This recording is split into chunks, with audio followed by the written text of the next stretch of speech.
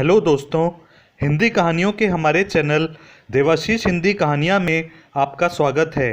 अगर आपने अभी तक चैनल को सब्सक्राइब नहीं किया है तो नीचे दिए गए लाल बटन को दबाकर सब्सक्राइब कर लें। आज की कहानी है 7 जुलाई 2007 की वो काली रात। ये बात आज से 14 साल पुरानी है। प्रशांत मेरा बहुत अच्छा मित्र था। प्रशांत ने कंप्यूटर साइंस विषय में अपनी इंजीनियरिंग पूर्ण कर ली थी और अब वो एक निजी इंजीनियरिंग कॉलेज में लेक्चरर के पद पर कार्यरत था। उन दिनों मैं भी उसी कॉलेज के एक अन्य विभाग में लेक्चरर के रूप में कार्यरत था। बॉयज़ हॉस्टल के अंदर एक ब्लॉक ऐसा बनाया गया था जो विशेष रूप से शिक्षकों के रहने के लिए ही बनाया गया था और लड़कों के कमरों से थोड़ा अलग स्थान पर था। उस ब्लॉक में करीब 20 कमरे बने हुए थे तथा संयुक्त बाथरूम की सुविधा भी उपलब्ध थी। हम सब टीचर्स ब्लॉक नामक उसी ब्लॉक में रहा करते थे। लगभग 12-13 शिक्षक अपने अपने कमरों में वहाँ रहते थे। प्रशांत कमरा नंबर 1 में रहा करता था। कमरा नंबर 1 बाथरूम के सबसे नज़दीक था, इसलिए जब भी किसी को बाथरूम का प्रयोग करना होता तो प्रशांत के कमरे के सामने से ही गुजरना पड़ता था। हम सभी 12 शिक्षकों में आपस में बहुत अच्छा सामंजस्य था, परंतु फिर भी हमारे बीच 2 गुट बन गए थे। ये 2 गुट किसी मनमुटाव के कारण नहीं बने थे, बल्कि खाने पीने की समान आदतों के कारण बन गए थे। 12 में से 5 शिक्षक ऐसे थे जो सिगरेट और शराब का सेवन नहीं करते थे, परंतु 7 शिक्षक ऐसे थे जो सिगरेट और शराब का शौक़ रखते थे। जाहिर तौर पर इस वजह से उन लोगों का एक साथ उठना बैठना अधिक था और वो एक दूसरे के कमरे में बेधड़क सिगरेट भी पी सकते थे। मैं, विवेक, नरेंद्र, विजेंद्र दूसरे गुट के सदस्य थे जो सादा जीवन जीने में विश्वास करते थे। वैसे भी मेरी व्यक्तिगत दृष्टि में एक शिक्षक को ये सब शौक शोभा नहीं देते। फिर भी दूसरे गुट के शिक्षक जीवन में मौज लेने के पक्षधर थे और हम लोगों को पुराने विचारों वाला समझते थे। मैं प्रशांत से 2-3 वर्ष सीनियर था। एक बार जनवरी की ठंडी रात में मेरी आंख खुली। मैं बाथरूम जाने के लिए अपने कमरे से बाहर निकला और गलियारे में चलने लगा। सभी कमरों की लाइट बंद थी, सिर्फ प्रशांत के कमरे की लाइट जल रही थी। जब मैं बाथरूम से लौट रहा था तो देखा प्रशांत के कमरे का दरवाज़ा थोड़ा सा खुला था। उसने मुझे देखकर अपने कमरे में बुला लिया। आज मैं पहली बार प्रशांत के कमरे में दाखिल हुआ था। मैंने देखा कि प्रशांत अपने कानों को और गले को मफलर से लपेटकर एक योगी की तरह पालथी मारकर कंबल में बैठा है और पढ़ाई कर रहा है।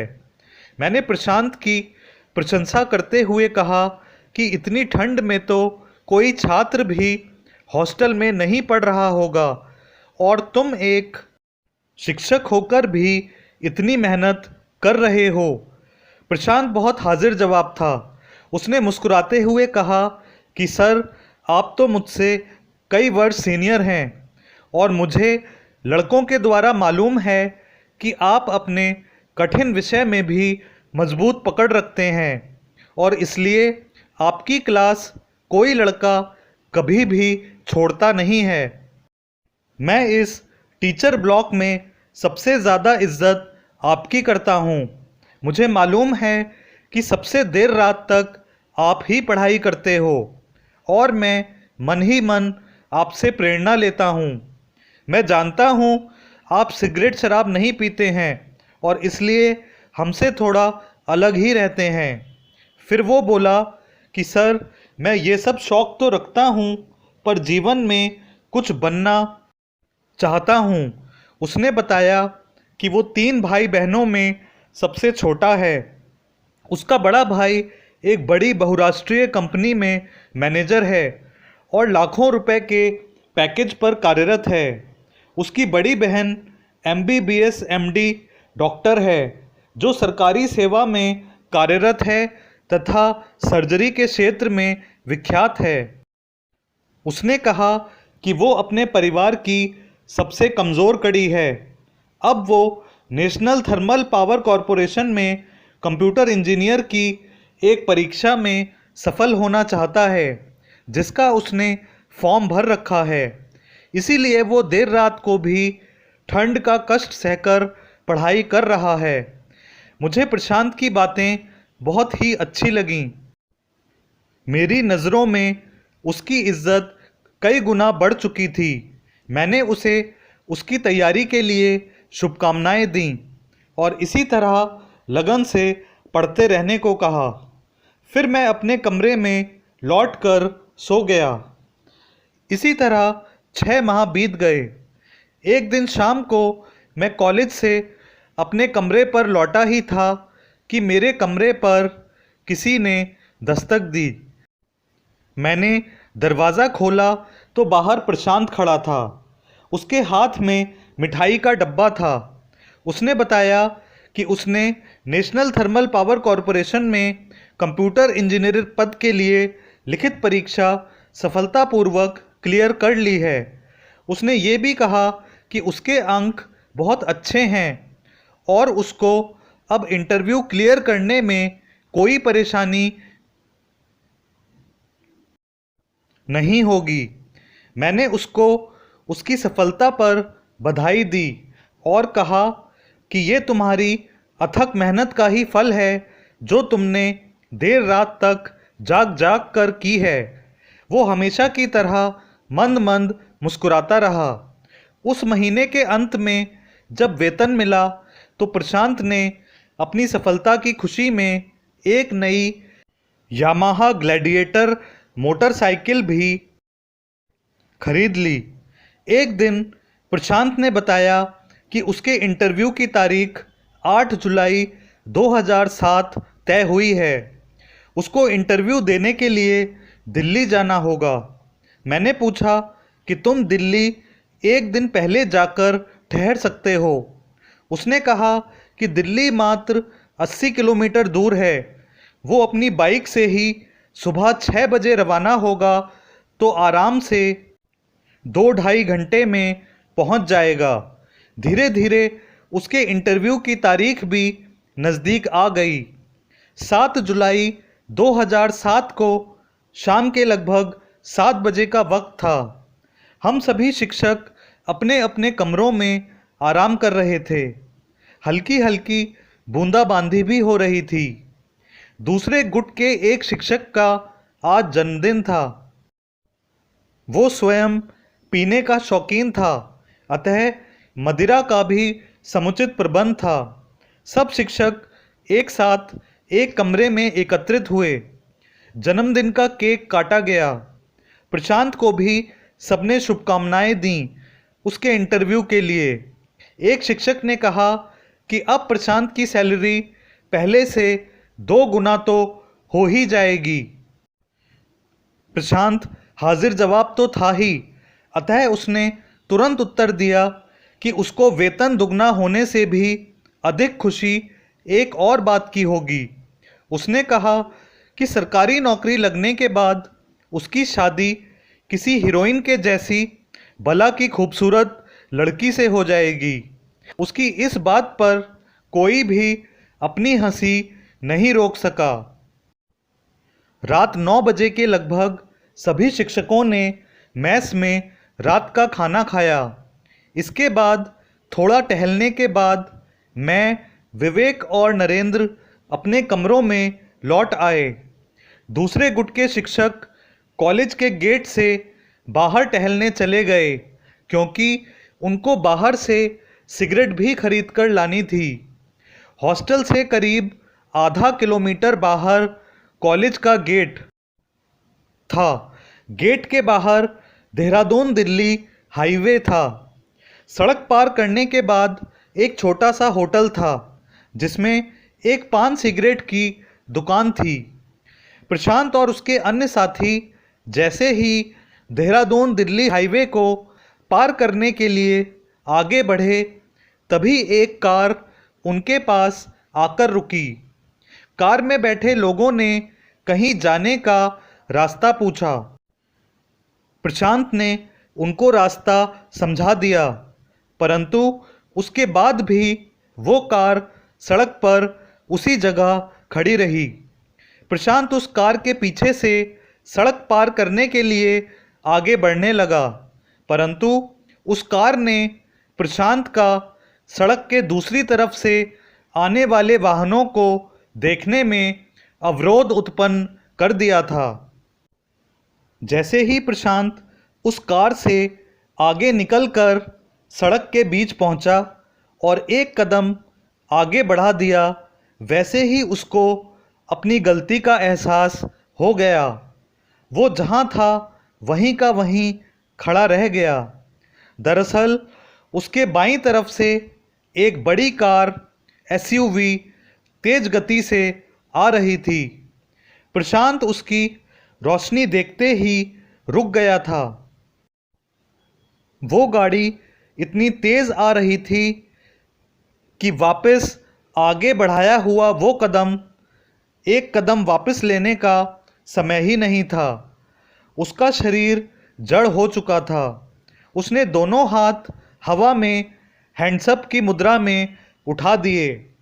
उस हाईवे पर गाड़ी की गति 120 से 130 किलोमीटर प्रति घंटा से कम नहीं थी। उस गति पर ना प्रशांत कुछ कर सकता था, ना उस गाड़ी का ड्राइवर। 2 सेकंड के अंदर सारी घटना घटित हो गई और वो गाड़ी प्रशांत को टक्कर मारती हुई दिल्ली की दिशा में आंखों से ओझल हो गई। उस ड्राइवर ने गाड़ी नहीं रोकी और शायद उस ड्राइवर की गलती भी नहीं थी। उस गाड़ी ने प्रशांत की दाईं जांघ और उसके ऊपर के पेट के हिस्से पर आघात किया था। प्रशांत गाड़ी के नीचे नहीं आया था, अपितु उसके बोनट के कोने से टकराकर सड़क पर गिर गया था। प्रशांत के शरीर से खून की धारा सड़क पर लाल लकीरें बह रही थी। जैसे ही मुझे हॉस्टल में प्रशांत के एक्सीडेंट की खबर मिली, मैं एम्बुलेंस के ड्राइवर के कमरे की तरफ भागा। तभी मुझे फ़ोन पर सूचना मिली कि प्रशांत को एक टाटा 407 ट्रक पर लादकर 3 किलोमीटर दूर ही स्थित एक बड़े सरकारी अस्पताल पहुंचा दिया गया है।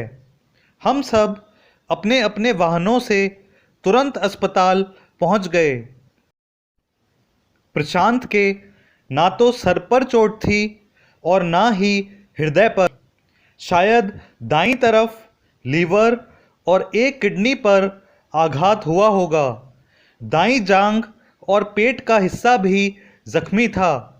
खून बहुत अधिक बह चुका था, फिर भी उसके बचने की उम्मीद 50-50 थी।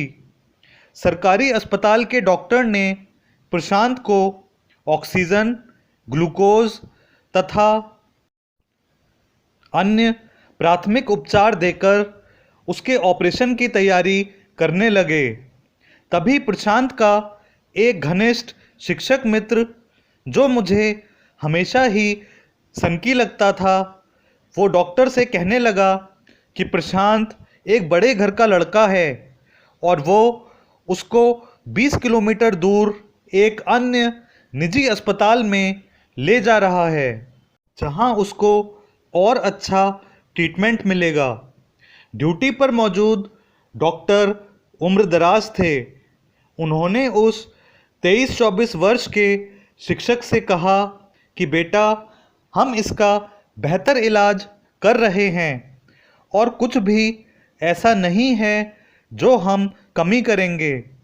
अधिक खून आने के कारण इसकी हालत नाजुक है और बचने की संभावना बहुत कम ही है।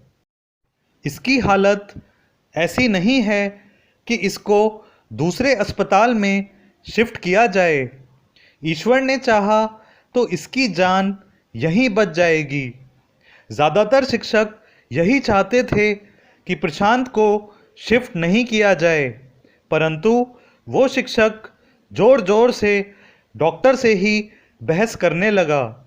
डॉक्टर ने उसका आक्रामक व्यवहार देखकर कह दिया कि आप एक कागज़ पर लिख दीजिए कि मैं अपना मरीज़ अपनी जिम्मेदारी पर ले जा रहा हूँ और इसको जहाँ चाहे ले जाइए।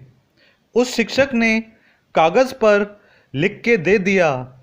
अगले ही पल डॉक्टर ने मरीज को इमरजेंसी से बाहर कर दिया।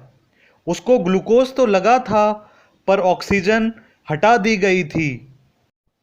शायद ऑक्सीजन उस एम्बुलेंस में ही उपलब्ध होने वाली थी जिसमें वो शिक्षक उसको अन्य अस्पताल में ले जा रहा था, परंतु जब तक प्रशांत उस एम्बुलेंस में रवाना हो सका, मैंने उसे 5-10 मिनट स्ट्रेचर पर बिना ऑक्सीजन के ही पड़ा देखा। इसके बाद लगभग 30 मिनट की यात्रा के बाद प्रशांत को अन्य अस्पताल पहुंचाया गया, जहां उसको मृत घोषित कर दिया गया और भर्ती करवाने की आवश्यकता भी नहीं पड़ी।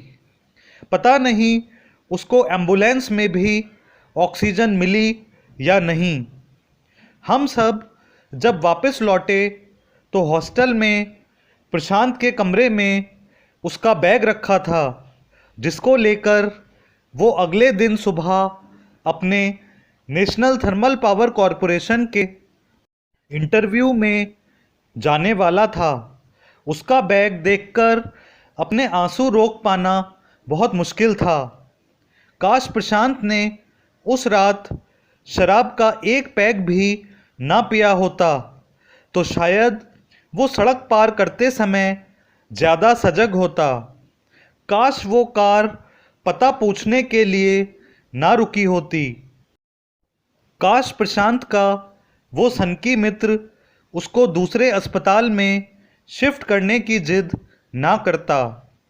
काश कहने की कोई सीमा नहीं होती, परंतु 7/7/2007 की वो रात प्रशांत के लिए एक काली रात थी।